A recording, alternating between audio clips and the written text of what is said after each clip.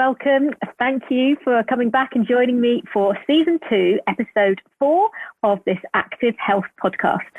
I'm Dr. Juliet McGrattan, author, speaker, former GP, and I'm on a little bit of a mission to help people find good health, happiness, well-being, simply through putting on a pair of running shoes.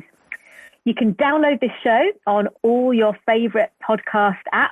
If you want to listen to Season 1, you can find that as well. Just search Active Health in the search bar.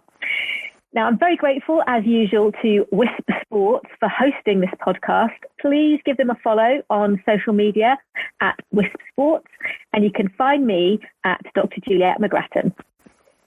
As you know, you can come and join me as I talk to both runners and health experts to dig deeply into the problems that women face when they're trying to stay active, from urethras to urticaria, from estrogen to osteoarthritis. We have no taboo topics. Now, today's show is going to be all about fueling our running and how do we make sure that we're putting enough energy into our body to supply it with all it needs for our active lives and for our running as well. Now, you might have heard of the term Relative Energy Deficiency in sports, RED-S. This is when our body literally doesn't have enough energy and we get overdrawn in the energy stakes. And this has significant consequences on our body.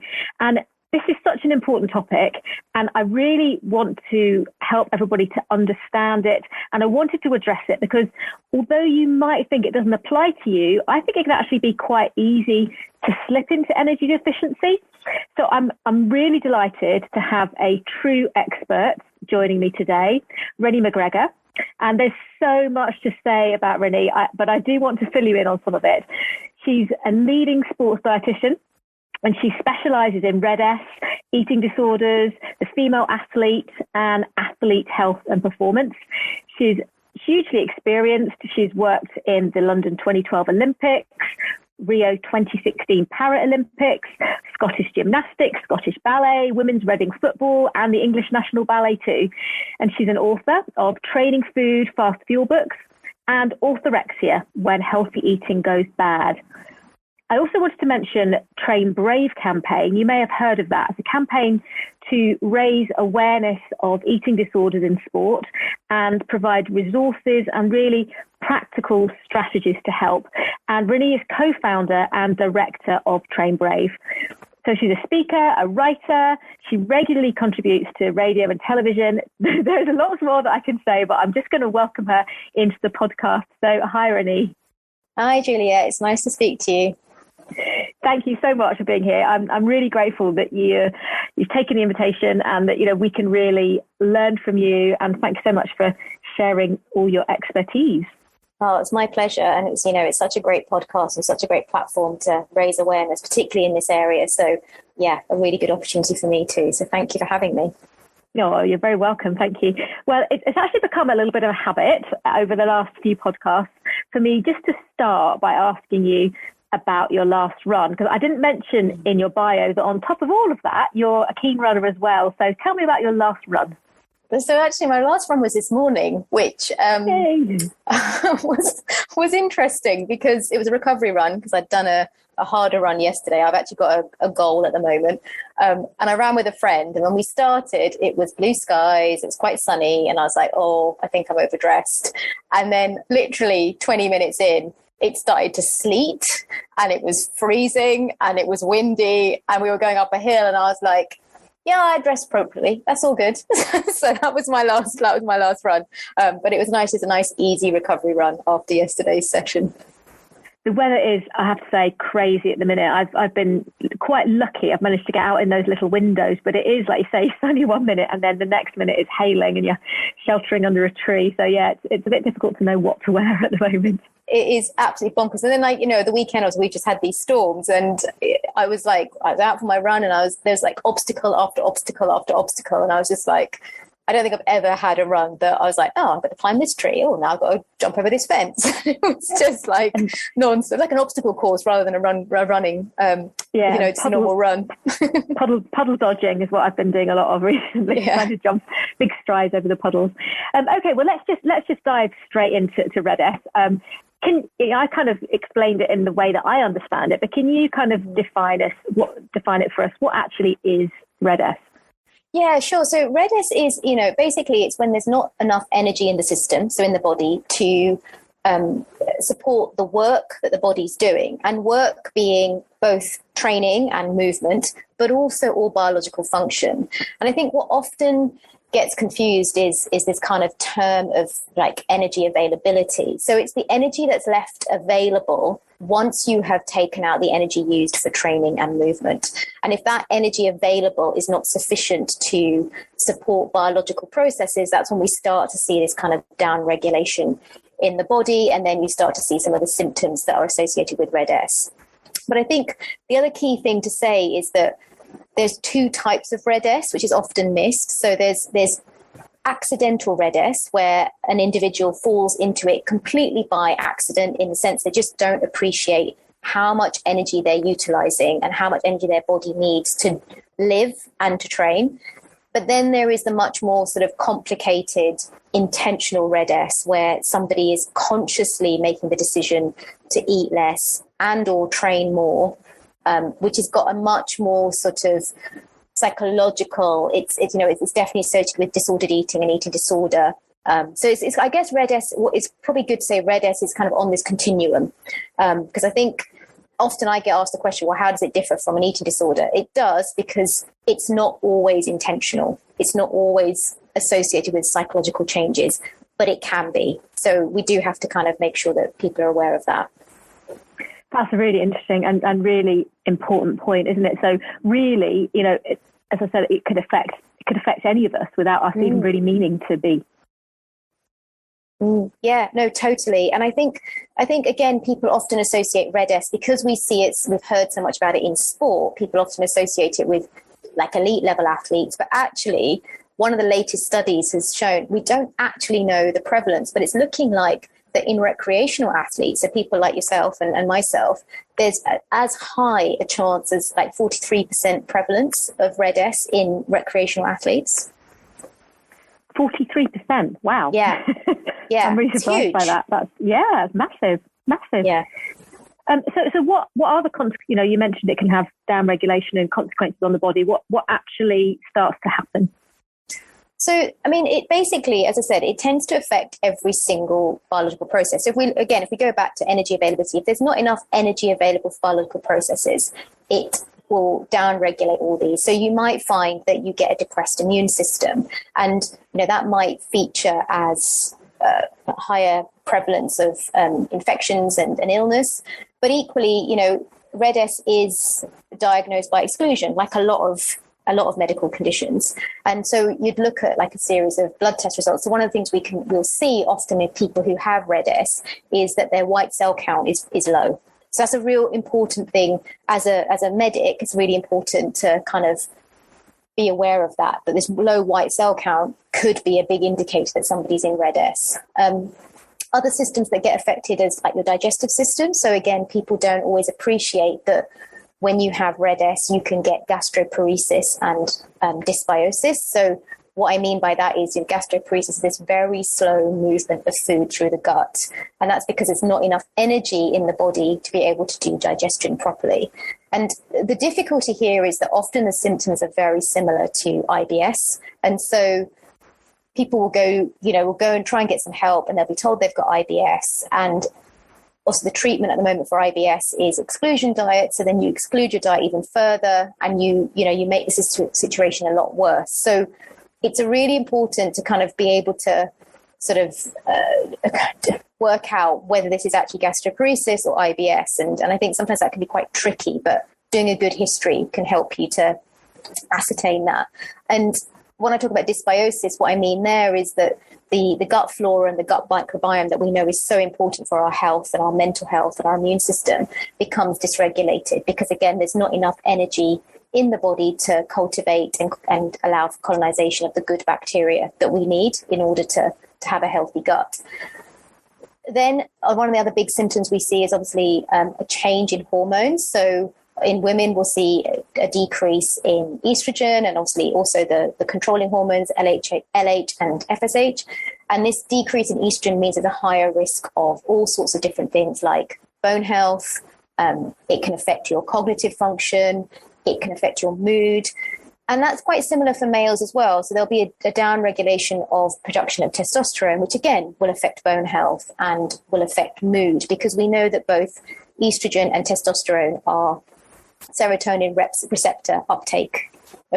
They are both serotonin uptake receptors. And so they take in serotonin, which is a really important neurotransmitter for our well-being and our mood. So if you don't have enough estrogen and testosterone, it can start to affect your mood. So one of the symptoms we often see with people who have RED-S and low energy availability is this kind of very flat mood, quite a low mood, which they can't quite work out what it is, but it's often associated with this change in hormones. It can also affect your metabolism. So, if there's not enough energy in the system, the body will always prioritize movement, and then it will down-regulate your metabolism so that you basically preserve energy. So, one of the biggest questions I get asked is, if I haven't got enough energy in the system, how come I'm not losing weight? Well, the body will go into compensatory behaviors. So human bodies are biologically biased to be in a positive energy balance. So if you put somebody in a very negative energy balance, then compensatory behaviors start, which means that you get this preservation of energy in the body, so you actually don't lose weight. And if anything, you could change your body composition to actually hold more body fat, because it's trying really hard to slow down, damage to the body. And in the same sort of process of that, you then don't get this adaptation to your training. So we know that, when we think about training, we really all need this growth hormone spike after training in order to get that adaptation, that progression, and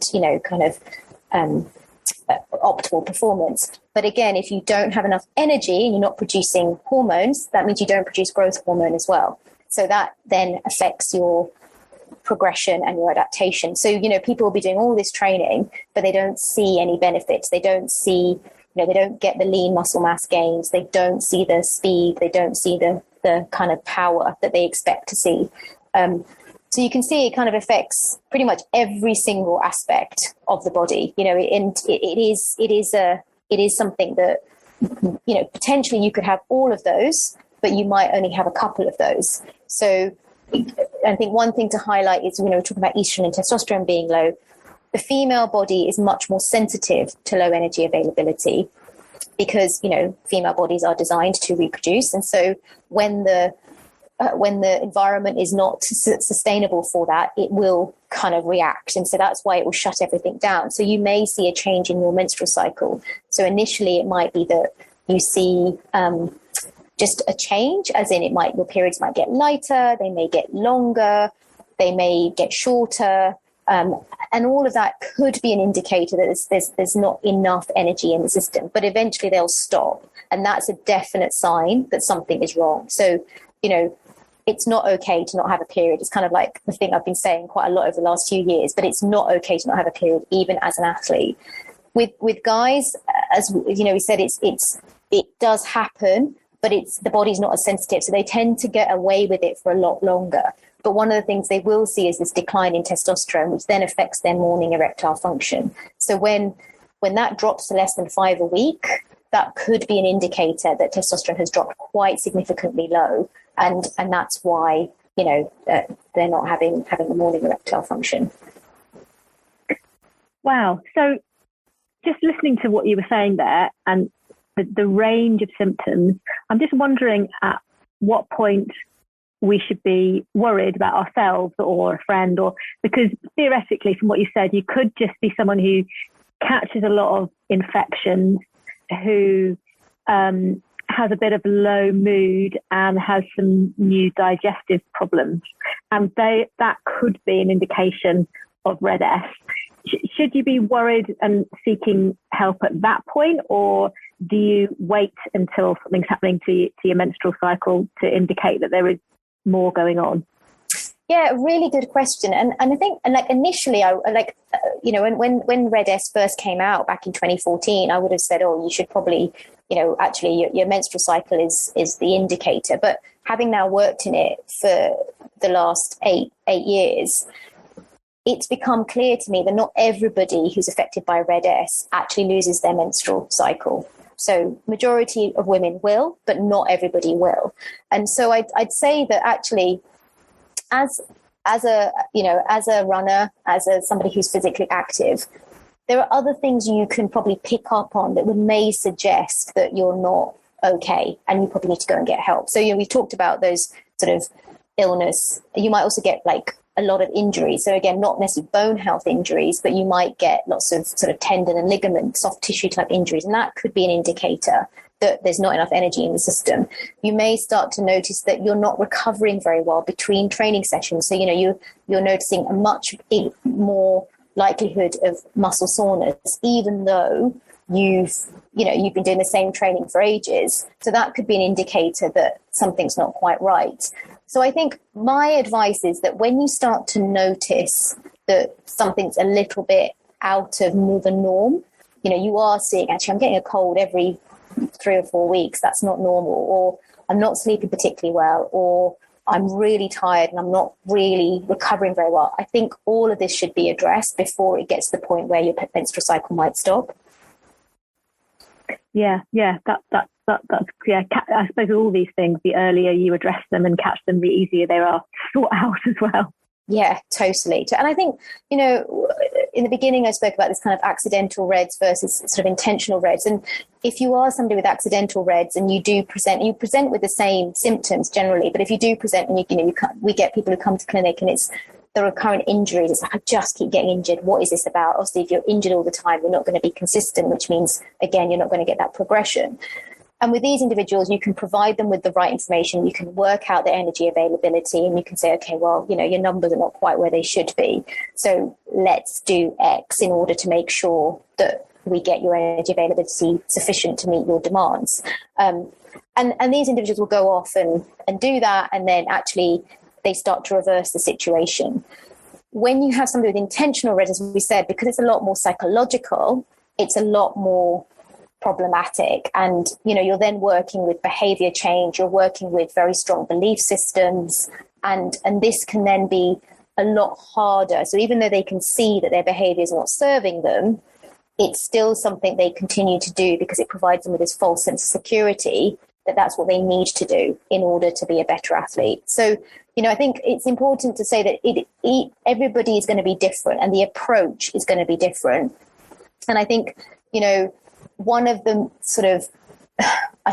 things I find quite frustrating working in this field, and like a lot of people have now become aware of RED-S, and a lot of people are talking about it, and a lot of people are working in it, and lots of athletes that have had it are discussing it and trying to be mentors and supporting people, which is all great. It's really important we raise awareness, but there's a real difference. I'm sure you'll understand the real difference between understanding the fact it's actually quite a clinical condition and it needs the right and the most appropriate practitioners working in it. It's not just if you eat a bit more, it's all going to be okay. It's actually a little bit more complicated than that. It's not about hitting a number. It's not about hitting a certain number of calories a day. It's actually about understanding what energy availability is and working through that. Yeah. Oh, the more I ask you, the more questions I have. What do you think is the biggest sort of misconception about it? Because obviously, like you say, it's being talked about a lot more. What do you find is the biggest misconception, the thing that people believe, which actually maybe isn't correct? I think, firstly, people tend to believe that you have to lose weight to have RED-S, and that's not the case. Mm-hmm. As we've talked about, the kind of compensatory behaviours the body goes into, you might not lose weight, and actually that's not an indicator. That shouldn't be the only indicator. And it's actually one of my, I suppose, again, another frustration, because often when people do present to practitioners that don't understand RED-S, because they look okay and because they're kind of they're involved in what we all see as healthy behaviors, such as exercising and eating healthily, they're often dismissed as it not being a problem. So I think that's a really big kind of issue and something we have to change if we're going to improve people's care of RED-S. And I think the other misconception is this whole idea of calories in, calories out, because I think, we've all become very sport tech aware. We all wear a watch and It tells us how many calories we've burnt, and a lot of people use food tracking apps, and they kind of put that back in, and they don't understand like why then their bodies are not kind of working for them. And the reality is it's really difficult to get an accurate number for how much energy you're utilizing, because it's not as simple as what a watch might say. You know, if you think about the human body, it's a collection of chemical reactions, right? So, and everybody's chemical reactions are going to be different and going off at different times. And we don't fully understand how much energy is being expended, because people will be slightly different. And that is going to be genetic. It's going to be lifestyle oriented. It's going to be, fat-free, mass related, but also it is very individual. And one thing that we're seeing a lot of is that females, particularly lean females, active females, often their energy expenditure is really, really underestimated, which is a big problem. So I think the issue I often have is that people think, yeah, but I'm doing my watch says I've only burnt 400 calories. So I'm putting that back in. So what's the problem? And it's like, well, it's not as simple as that. As I said right at the beginning, it's about removing the amount of energy that you're utilizing and seeing what's left over. But whatever's left over, you have to divide by your weight as in your fat-free mass weight. So that's your mass that's not body fats. That's your bones, your tissues, your muscles, your organs, all that.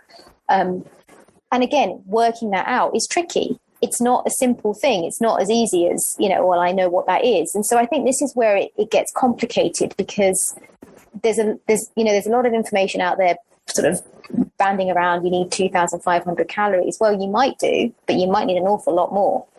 And again, the other misconception is it's not actually just about energy availability.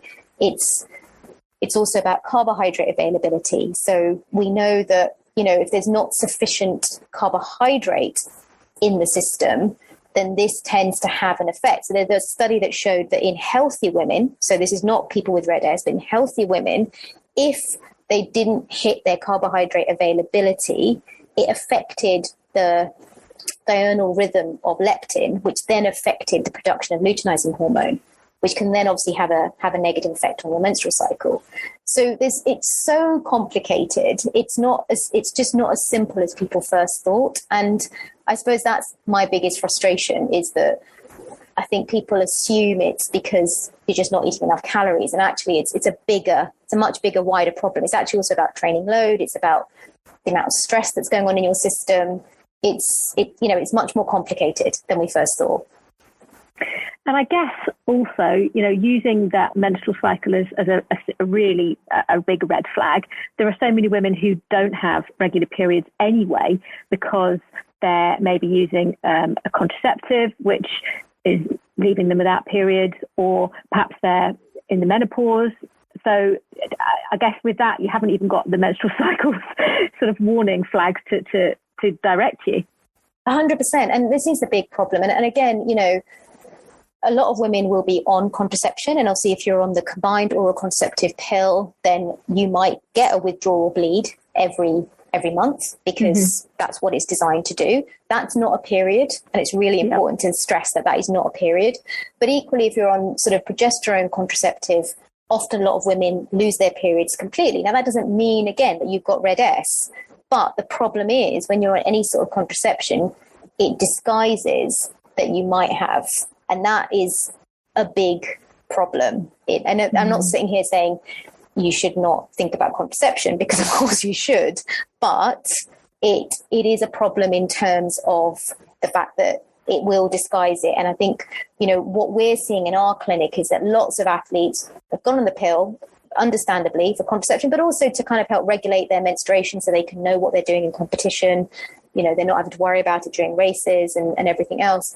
But then they get to a point in their lives where they might want to have a baby, or they just want to come off contraception, and they're not having periods. And we don't know when that changed, because they've been on this, for such a long time.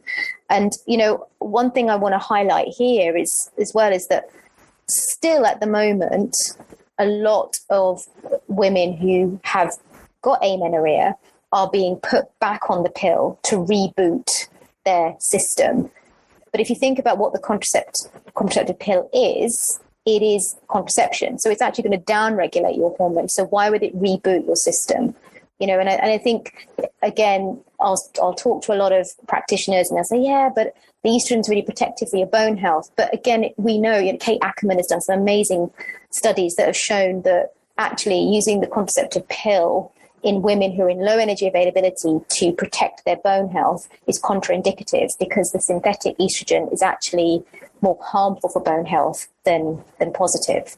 So, the actual guidelines now by the IOC and by the Endocrine Society state very, very clearly that if you have a female who has got hypothalamic amenorrhea, has been affected, and their bone health is severely affected, and it's going to take a bit of time to restore energy availability and get their menstruation back on track, then they should be put on hormone replacement therapy and ideally transdermal hormone replacement therapy to support their bone health while they're in recovery. Yeah, really, really interesting. I think we'll just take a short break and we'll be back in a moment.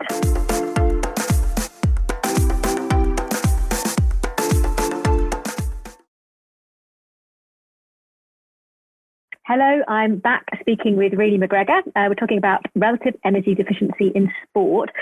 So I'm kind of wanting to move on a little bit to talk about the treatment, because as you said earlier, it's not just a case of eating more. How do you, when you've got clients with you in your clinic, how do you even begin to start planning? Where do you start with treatment? It's a good question. I mean, so firstly, as we said, RED-S has to be diagnosed. It's a diagnosis by exclusion. So majority of females that present to our clinic, I'll be honest, majority will present because they've lost their period.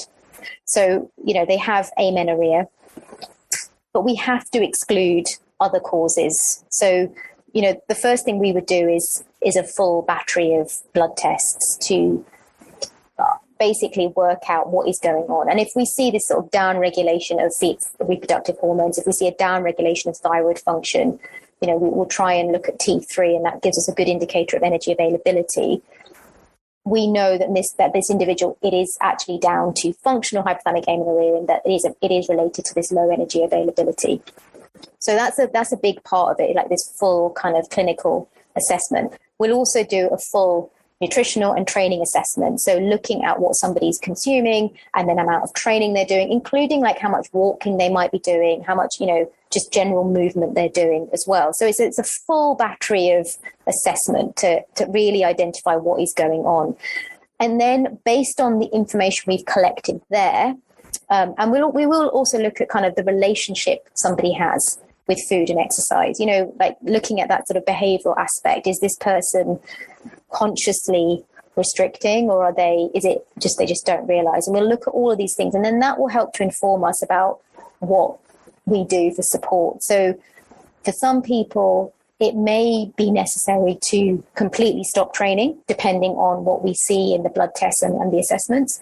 But in most cases, it's actually about modifying training and also ensuring sufficient energy, sufficient carbohydrate availability, and looking at kind of that sort of change to start with. So that was kind of like our first step, will be around the modification of training and looking at timing, like nutrient timing and amounts of nutrients around training specifically.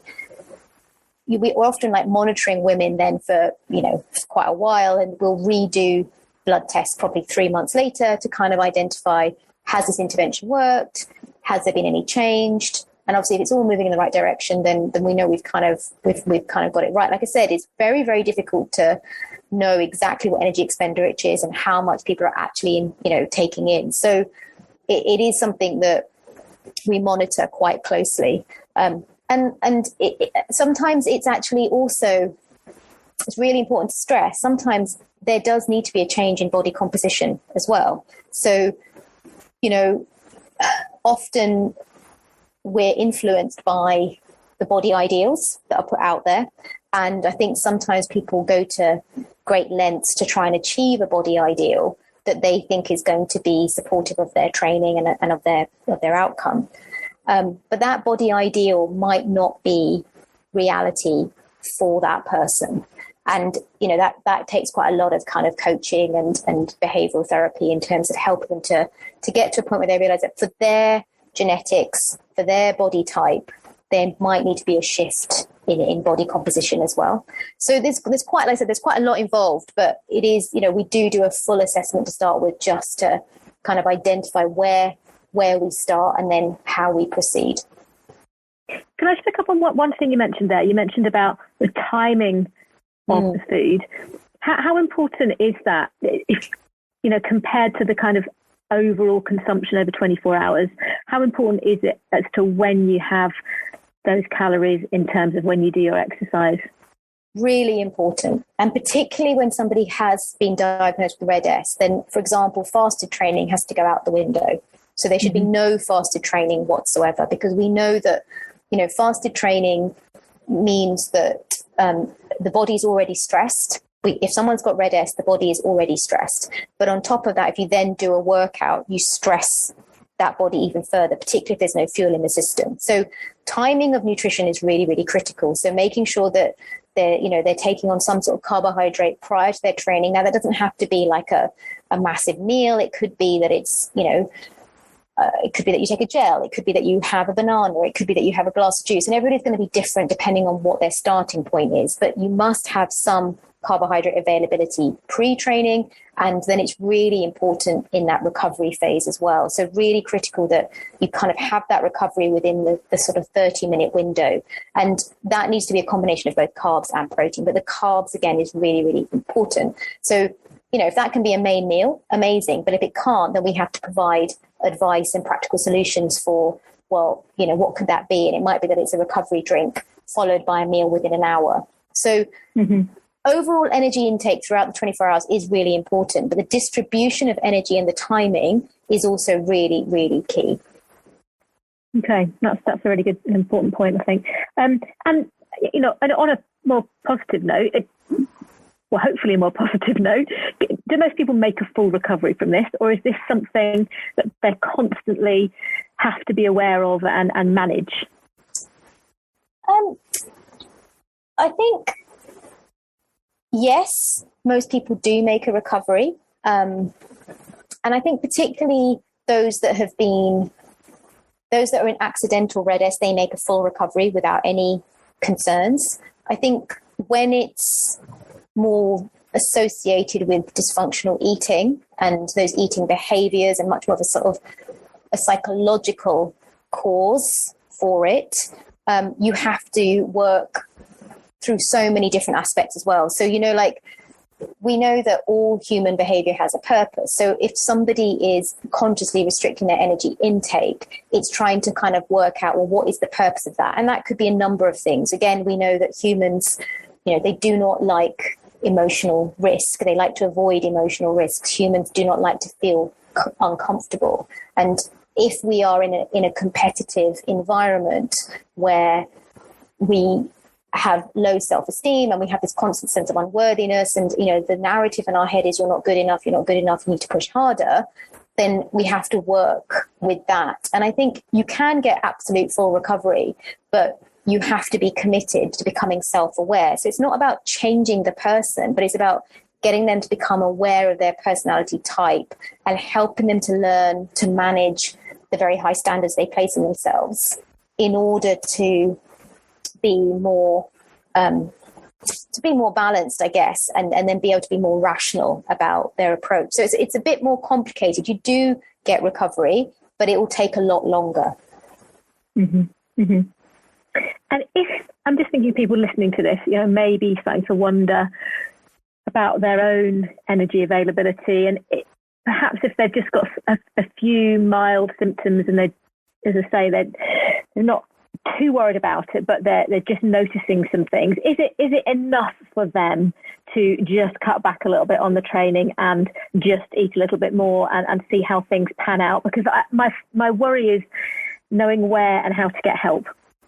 Yeah, no, absolutely, Juliet. You know, this is something especially if we're catching it. And also this is why it's so great to have opportunities like this to talk about it, so that you can help people to catch it quickly, then yes, absolutely pulling back on your training, increasing your intake, focusing a little bit more on carbohydrate. Like there's definitely been over the years, there's definitely been this kind of movement to not include carbohydrate.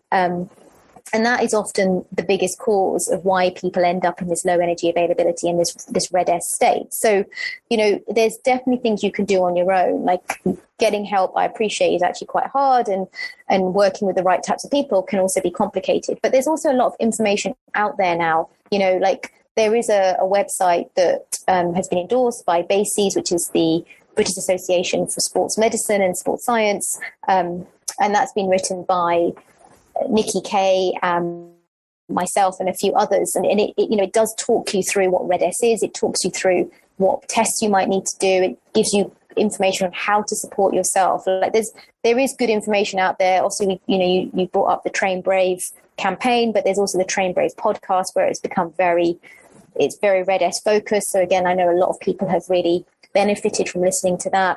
So there's much more available resource out there. But absolutely, if you're kind of listening to what we're talking about today and feeling like you resonate, then definitely give it a go. I think that the thing to sort of add is, if you find it difficult to cut down on your training and increase your intake, then that might be an indicator that you definitely do need to try and get some support.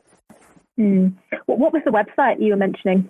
It's called Health. Yeah, so it's Health number 4 Performance. Health 4 Performance, brilliant. Yeah. We'll put it in the show notes as well. But yeah, that's good. And if GP presumably is your first port of call if you're listening in the UK, obviously this goes globally. So do people, from your point of view, generally get understood and listened to, or do they have to sometimes be real advocates for getting the help they need? So this is something that I am really championing at the moment. I'm really pushing to be able to provide more training for GPs in this particular area, because you're right, GP is going to be the first port of call. And again, unfortunately, they haven't been trained on this. It's a fairly new phenomenon. And I think, you have 10 minutes, so it's very difficult to get all the information you need in those 10 minutes. And so I'm very aware that GPs need support in this. So I'd say some are great, as in with all the cases, and some may need a little bit more support. But what I'd always say is, if you suspect you have Red S, go armed. Go with the Health for Performance website. Go with information that you can talk to your GP openly about it. Because the one thing I know is that often GPs are very open to listening and learning. And I've worked with a number of GPs, even within our clinic, where we've sent somebody back saying this person has Red S, this is what it is. And we've had lovely letters back saying, thank you for helping us understand this. This has been really helpful for our ongoing support for other people. So I think, I think sometimes you might not get the answers you want, but I always say this with anything is, if you know there's a problem, please don't take no for an answer. Keep going back. Try a different GP if you need to. Take the information with you and keep pushing. Yeah, absolutely. Definitely. I would second what you're saying. In my time as a GP, I was always more than happy when somebody came with information, because you can't be an expert on everything. And to have someone come and say, I think this is what I've got, and provide the information, you can then help them to get further specialist intervention if they need it. So that's brilliant. I just wanted to touch quickly on, before we finish up, on one of your books, which is called Orthorexia. When healthy eating goes bad, that's the subtitle, isn't it? But I know a lot of people won't know what orthorexia is, and I think it's quite important. Can you just explain? Yeah, of course. So orthorexia is, if you basically look at the definition, it is the obsession with eating purely. So it's that obsession. I think it sort of came about because there was this whole hashtag eat clean. Hashtag clean eating. And it's kind of where it came about, that people started to become very, very fixated on eating in a certain way to promote health.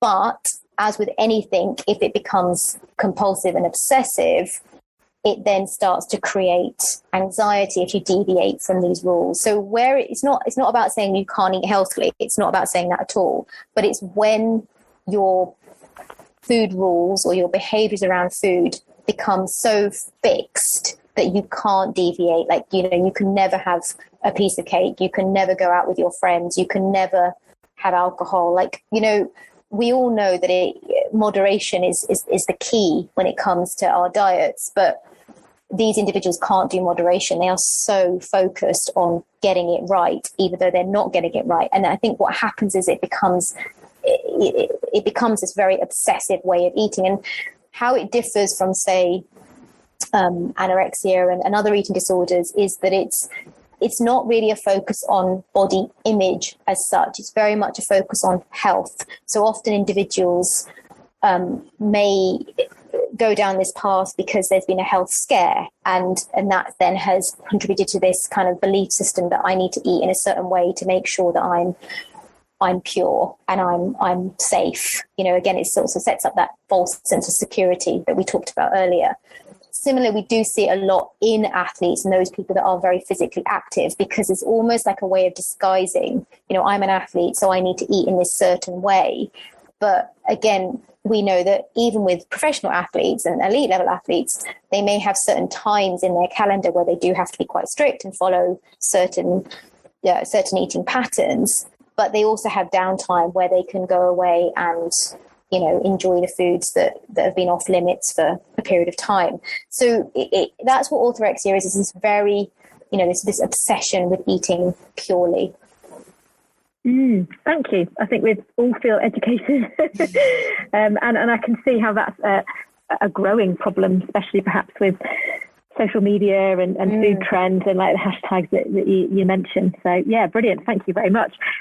Right. Well, I honestly could talk for another hour, but I think we better wrap it up there. I'm really grateful. I've definitely learned a lot, and I know that people listening will have learned a lot as well. We will put all the links in the show notes so that people know where to go to get more information. Fantastic. Thank you so much for having me. And again, like I said, it's so great to have a podcast that is talking about important topics and raising awareness. And, you know, hopefully someone's resonated with that today and they can go and get the support they need or change their behavior to support themselves. Thank you very much, Renee. That's fantastic. Thank you for joining me for Season 2, Episode 4 of the Active Health Podcast. Just a reminder, you can download this show on your usual podcast apps. And please leave me a little review. It really helps to spread the word and help people to find out and get information about these important topics. If you want to find Renee, her website is reneemcgregor.com. And I do recommend having a look at her Instagram as well, at Renee McGregor. It's really fantastic, and I definitely learn a lot from there. You can find me at drjulietmcgrattan.com, and don't forget to follow our hosts at Wisp Sports on social media and their website wispsports.com. That is all for now. Join me again for the next episode of Active Health.